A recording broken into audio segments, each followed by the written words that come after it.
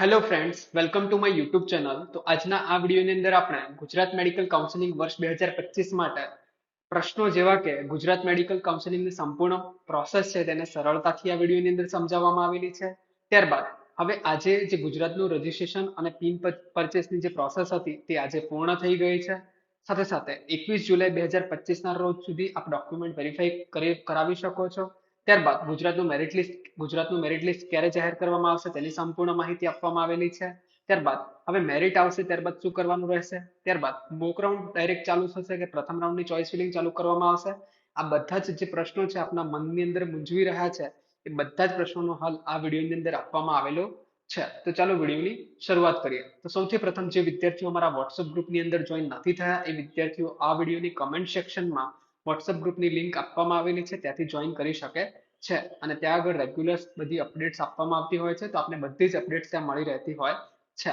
તો સૌથી પ્રથમ ગુજરાતની જે સ્ટેટ રજિસ્ટ્રેશનની પ્રોસેસ છે, કાઉન્સિલિંગની જે પ્રોસેસ છે, આપણે એમને સરળતાથી સમજીએ, બધા જ સ્ટેપ બાય સ્ટેપ સમજીએ. તો સૌથી પ્રથમ આ સ્ટેપ્સ આપને બધાને ખબર હશે, કેમ કે હાલ જ આ જે સ્ટેપ્સ છે આપણે પૂર્ણ કરેલું છે.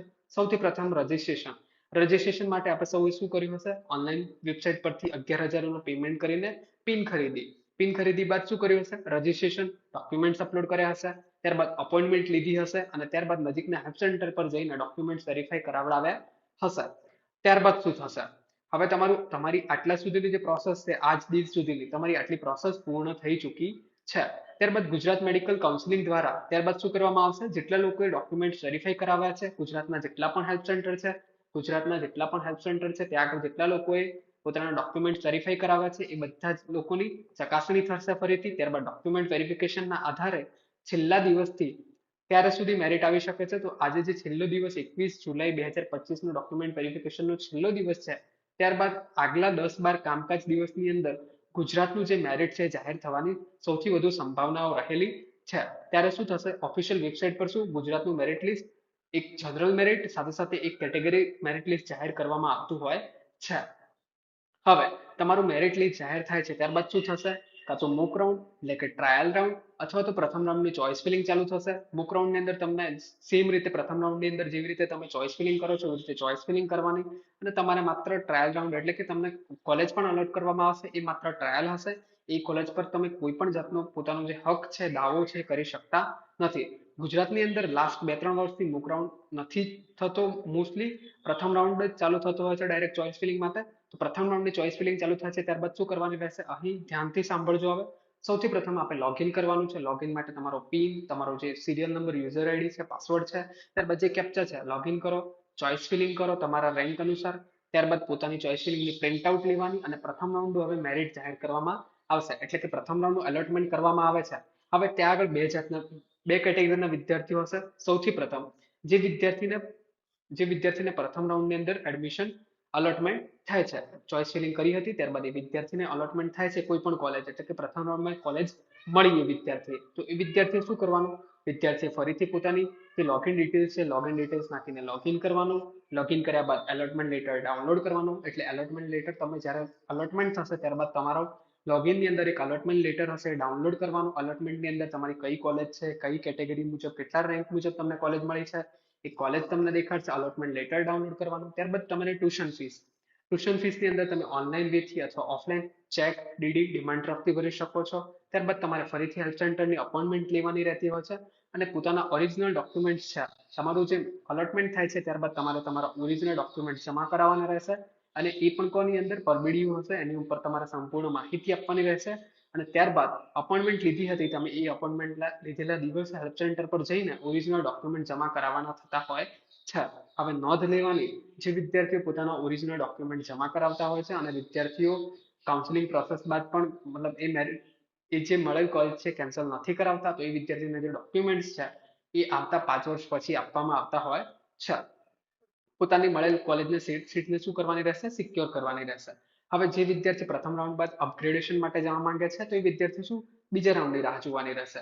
હવે જ્યારે બીજી કેટેગરીનો વિદ્યાર્થી, એટલે કે સેમ ઉદાહરણ જેને કોલેજ મળી હતી પ્રથમ રાઉન્ડની ચોઇસ ફિલિંગ બાદ, એ વિદ્યાર્થીએ આ પ્રોસેસ ફોલો કરવાની રહેશે. જ્યારે જે વિદ્યાર્થીને કોલેજ નથી મળતી એ વિદ્યાર્થીને કશું જ કરવાનું નથી, એ વિદ્યાર્થીને લોગિન કરવાની પણ જરૂર નથી, કશું જ કરવાની જરૂર નથી. અને એ વિદ્યાર્થીને શું બીજા રાઉન્ડની રાહ જોવાની રહેશે. બીજા રાઉન્ડની અંદર સેમ રીતે ચોઇસ ફિલિંગ કરવાની રહેશે અને સેમ એને અલોટ થાય છે તો સેમ એને આવી રીતે જ અને આ સ્ટેપ્સ ફોલો કરવાના રહેશે. હવે જે પ્રશ્નો હતો, જે 10,000 રૂપિયા જે ડિપોઝિટ છે એ મોસ્ટલી પ્રથમ રાઉન્ડ બાદ બધા જ વિદ્યાર્થીઓને લાયક હોય છે, એટલે કે બધા જ વિદ્યાર્થીઓને 10,000 રૂપિયા જે સિક્યોરિટી ડિપોઝિટ છે એ તમને મળવા પાત્ર હોય છે. પણ રૂલ્સ ચેન્જ થતા હોય છે મોસ્ટલી આફ્ટર સેકન્ડ રાઉન્ડ, એટલે બીજા રાઉન્ડ બાદ તમારે ખાસ ધ્યાનમાં રાખવાનું છે કે તમારા જે 10,000 રૂપિયા સિક્યોરિટી ડિપોઝિટ છે એ જપ્ત કરી લેવામાં આવશે જો તું ગાઈડલાઇન્સ ફોલો નથી કરતા તો. પ્રથમ રાઉન્ડમાં તો જેને મળે છે એને પણ મળી જતી હોય છે, નથી મળતી એને પણ સિક્યોરિટી ડિપોઝિટ છે જપ્ત આપવામાં આવતી હોય છે.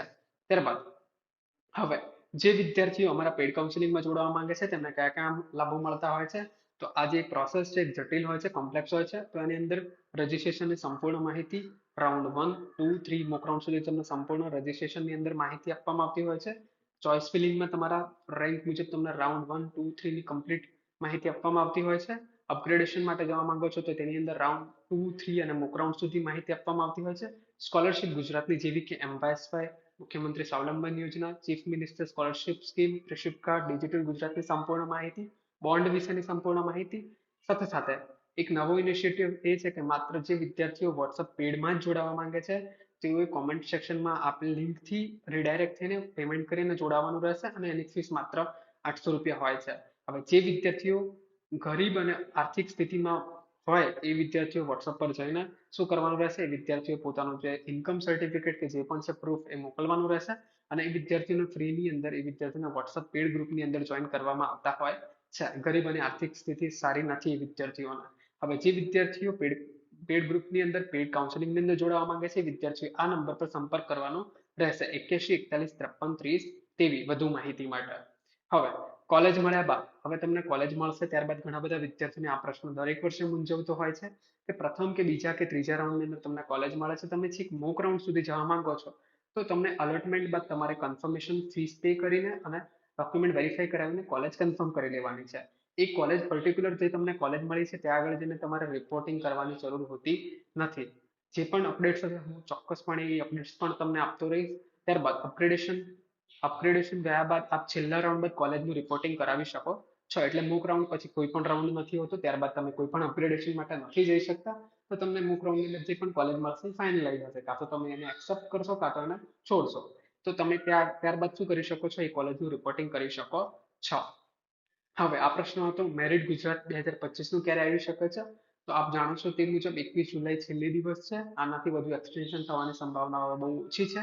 તો 21 જુલાઈ 2025 આપનું ડોક્યુમેન્ટ વેરિફિકેશનનો છેલ્લો દિવસ છે. ત્યારબાદ કામકાજના 10 થી 12 દિવસ લેવામાં આવશે. એટલે આપ સમજી શકીએ તે મુજબ at the end of July એટલે 29 અથવા 30 જુલાઈ સુધી આ જે કાઉન્સિલિંગની જે પ્રોસેસનું જે પ્રથમ રાઉન્ડનું રજીસ્ટ્રેશન થયેલું છે એનું ગુજરાતનું merit list mostly at the end of July સુધી આપવામાં આવશે. આપણે એમસીસી નું જે સમય સારણી છે નેશનલ લેવલની જે એમસીસી ની જે ટાઈમ ટેબલ આપ્યું છે એ પ્રમાણે જોયું છે કે સ્ટેટ કાઉન્સિલિંગનો પ્રથમ રાઉન્ડ મોસ્ટલી બધા સ્ટેટોનો પ્રથમ રાઉન્ડ જે છે ચોઇસ ફિલિંગ માટેનો એ એટ ધ એન્ડ જુલાઈ અને ફર્સ્ટ વીક ઓફ ઓગસ્ટ સુધી ચાલુ કરી દેવામાં આવશે. તો આપ પણ જાણો છો તે મુજબ 10 થી 11 દિવસ કામકાજના લાગી શકે છે અને સ્ટેટના પ્રથમ રાઉન્ડ જુલાઈની છેલ્લી તારીખ સુધીમાં ચાલુ થઈ શકે છે. તો હવે જે વિદ્યાર્થીઓ વોટ્સએપ ગ્રુપની અંદર જોઈન નથી થયા, વિદ્યાર્થીઓ કોમેન્ટ સેક્શનમાં જે ગ્રુપની લિંક આવેલી છે ત્યાંથી જોઈન કરી શકે છે, પેમેન્ટ કરીને જોઈન થઈ શકે છે. જે વિદ્યાર્થીઓ પેઇડ કાઉન્સિલિંગની અંદર જોઈન થવા માંગે છે બધા જ લાભો મળતા હોય છે, ત્યાં પણ જોઈન કરી શકે છે.